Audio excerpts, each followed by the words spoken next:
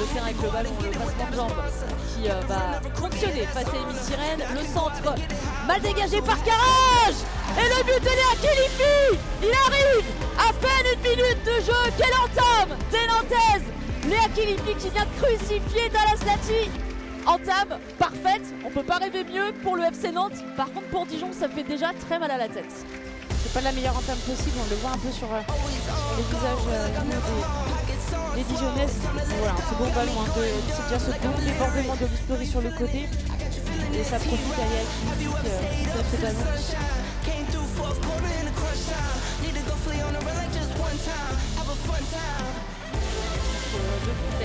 Ziman dans l'axe et ça suivi derrière Myriam Terchoun qui vient inscrire son premier but de la saison pour le DFCO et qui permet aux siennes surtout de revenir à égalité du FC Nantes.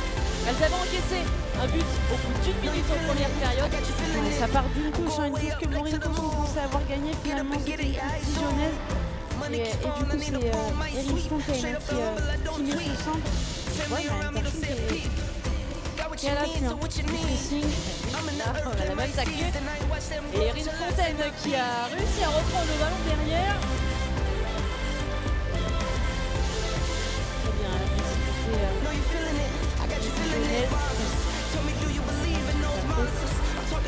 Pied droit de Leclerc, c'est direct. Et c'est dedans pour Léa Leclerc. Magnifique coup franc. Et Dijon qui passe devant maintenant 2+1. Il va le tirer direct et en plus elle a tiré très vite. La défense complètement surprise par cette frappe.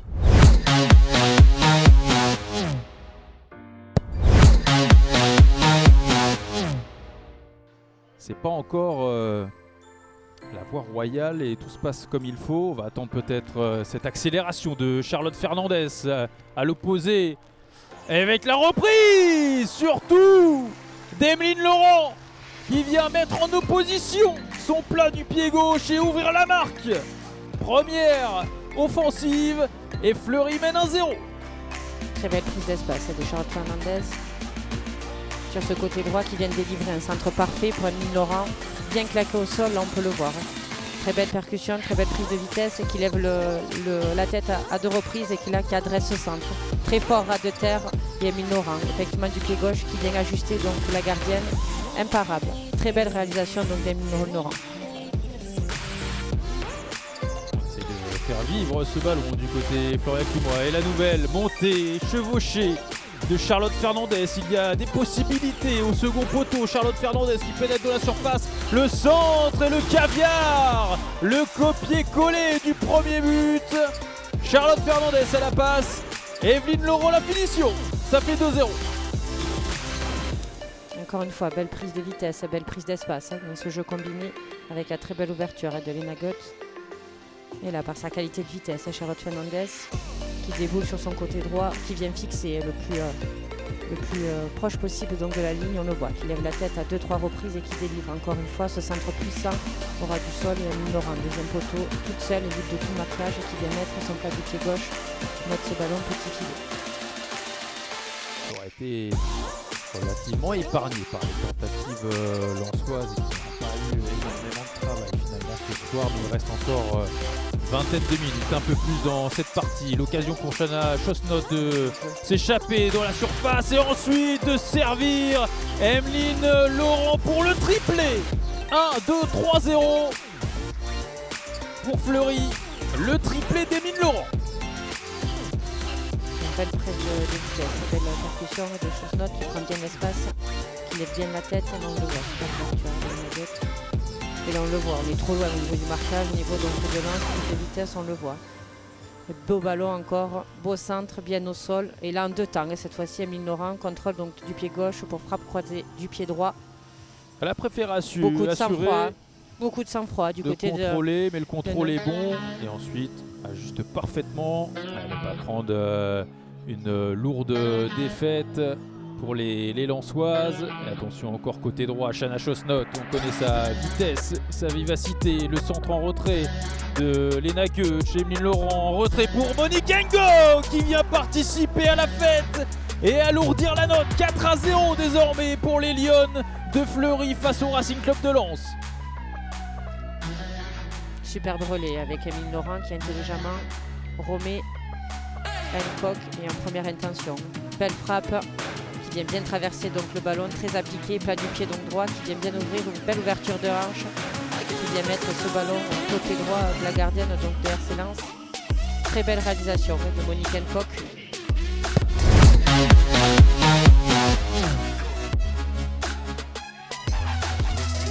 a perdu son duel avec C'est bien joué, ça c'est prise de balle. et là Lechter qui est lancé aux avant-postes avec toute seule Romain Lechter. Alors un contre un, Romain Lechter pour l'ouverture du score des Parisiennes. Ça a été parfaitement joué, les parties à la limite du hors-jeu, la vitesse, la précision, le sang-froid pour terminer cette action. 11e minute de jeu, le Paris Saint-Germain mène 1-0 dans son campus PSG. Ouais, c'est une belle action là, il n'y a rien à dire. C'est surtout, je retiens la prise de balle là de Etcheguini, là on va le voir. Cette prise de balle, elle se met tout de suite dans le sens du jeu et puis après elle a juste une super passe bien dans la course. Et après Lechter fait le taf, elle vient bien couper la course du défenseur pour passer devant. Après, c'est bon pour intervenir. Et puis elle va bien ajuster la gardienne. Qui a un rôle un peu plus défensif hein, cette saison avec le hack. On va suivre l'action. Attention, elle a été accrochée. Romain Lechter et c'est un penalty pour le Paris Saint-Germain désigné par Morgan Schneider. Elle a été retenue. Romain Lechter. Et Romain Lechter qui a l'occasion d'inscrire un doublé. 22e minute entre le Paris Saint-Germain et le Havre. Va-t-elle doubler la mise déjà? C'est parfaitement tiré. Laetitia Philippe avec le jeu du bon côté, mais ça ne suffit pas. Doublé de Romain Lechter et 2-0 pour le Paris Saint-Germain. Déjà. Ouais, il est magnifiquement tiré ce penalty parce que Laetitia Philippe était parti du bon côté. Mais il est appuyé, il est près du poteau, il n'y a rien à dire. On le voit, hein, très bien tiré.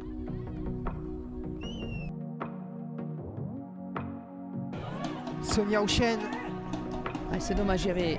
c'est bien sur Lola Sattler. C'est bien joué, belle lecture du jeu avec ce ballon dans l'axe, récupéré par Montpellier. De nouveau, les Stéphanoises qui souffrent.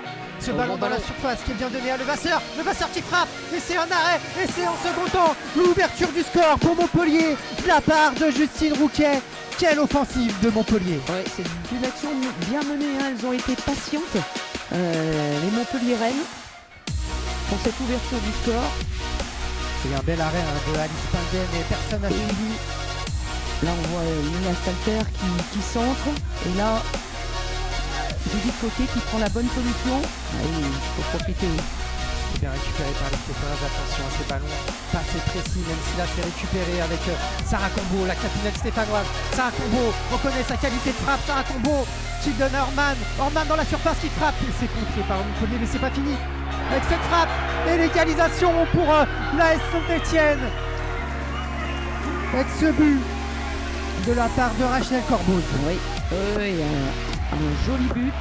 Alors, même si il a fallu, il y a eu quelques erreurs techniques, on voit la percée de Cambo, de Levasseur et ce tir, on ne s'est pas posé de questions.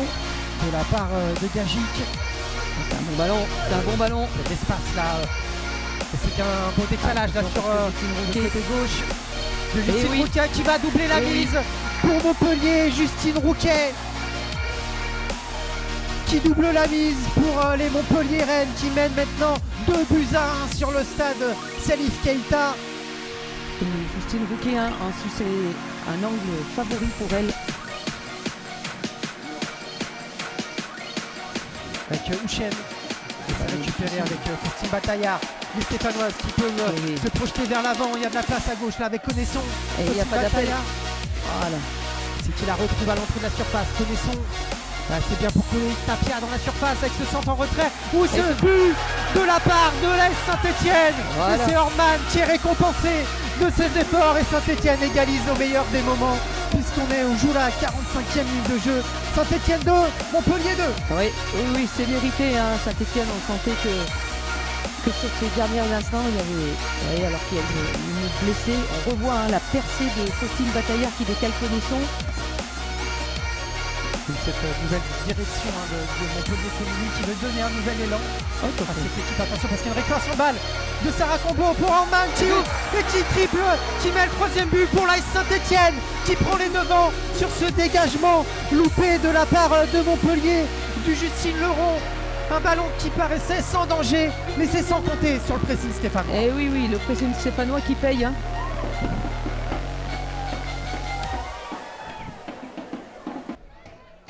Allez, les Stéphanoises qui vont porter le danger sur les buts de Montpellier avec ce coup franc très bien tiré. Il y a Alexandria Montagne au second poteau.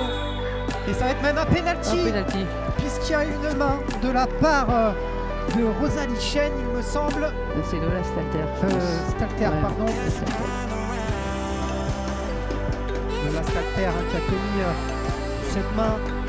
Rachel Corboz qui s'élance pour l'AS Saint-Etienne. Et c'est le but pour l'AS Saint-Etienne qui mène désormais 4 buts à 2. Ouais, 4 buts à 2, c'est bien tiré. Et même si Justine Leron est parti du bon côté, ça a la puissance.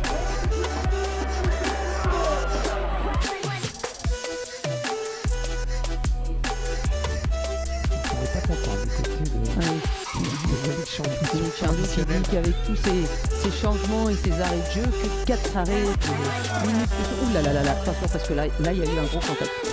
Voilà, elle a pris le ballon, elle a un coup dans la tête, il me semble. Nature de la blessure. Oui, oui, sans doute. En tout cas, elle a pu reprendre sa place. Ouais, je sais pas, mais il semble un petit peu sonné quand même. Hein.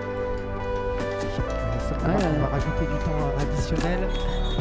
Là, attention, parce qu'il y a l'échauffourée là, avec, entre Stéphanoise et Montpellier-Rennes. Je sais pas ce qui s'est passé, hein. Pour être honnête, nous on était focalisés sur la joueuse blessée, parce qu'il n'y avait pas de... Il n'y a pas de quoi. Il n'y avait pas de raison qu'il y ait des échauffourées comme ça, et voilà. Alors, encore des nouveaux cartons. Allez, bah dis donc. Sarah Combo. Sarah Combo, elle va prendre un rouge, non oui, rouge, Sarah Combo. Oui. Et oui, elle a déjà eu un carton.